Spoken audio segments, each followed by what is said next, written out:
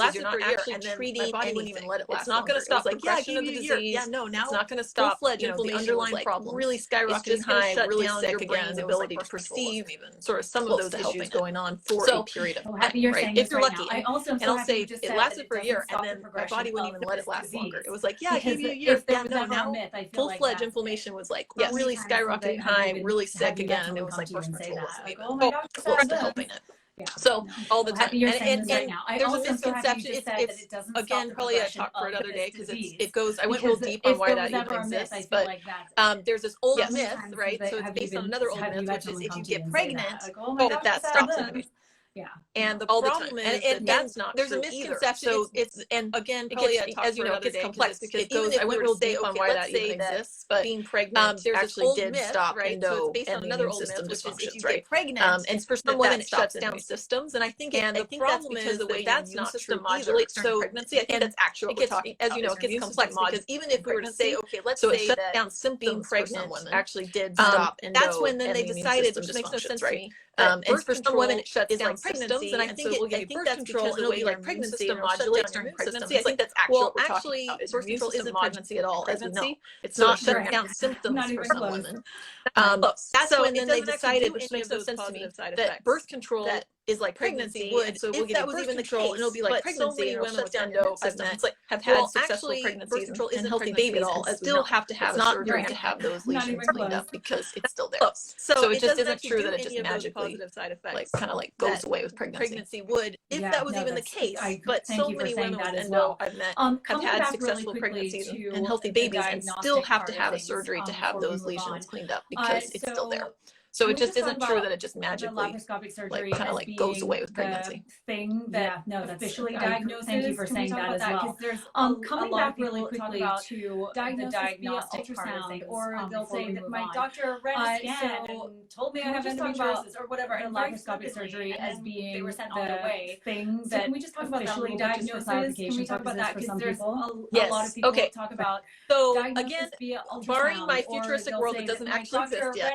I really wish it did, but it doesn't. The only way to know you for sure have endo is the surgery. And the reason why, and I'll explain, is because endo lesions are actually tiny microscopic little things. So again, if you've ever, barring my futuristic world that doesn't actually exist yet, if you've ever looked at actually what endo looks like in the pelvis, the only way to know you for sure have endo and get very close to the tissue and magnify the tissue to even be able to see where these tiny little cells are causing, and if you've ever, and I have looked at surgery videos, like they can see the start to actually, they can see the interruption of blood flow in vessels. It has to be, they have to go in and get very close to the tissue. So these surgeons are very meticulous people who are going in even be able to see where these tiny little cells are, pretty serious body disruption issues. They cause weird little there's pretty much patterns. No, and like they can see the start exception. They can see the interruption of blood flow in vessels and that kind of thing.